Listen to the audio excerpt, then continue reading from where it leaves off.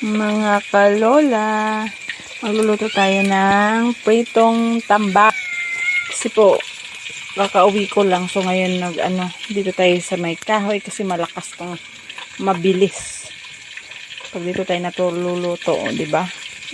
Gabi na, pakadilim mo. Pero dito tayo sa bagong gawa ng asawa ko na kusina. So, may solar naman.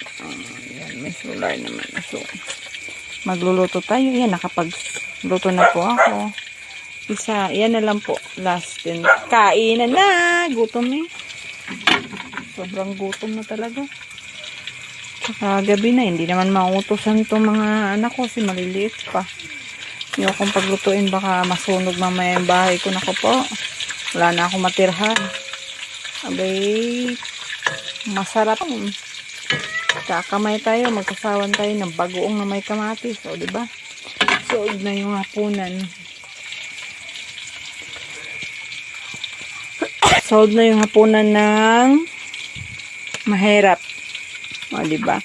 Pakalakas ng apoy ko, diba? Bilis maluto. Ang all time check is 7 na namin. Guys, gutom na guys.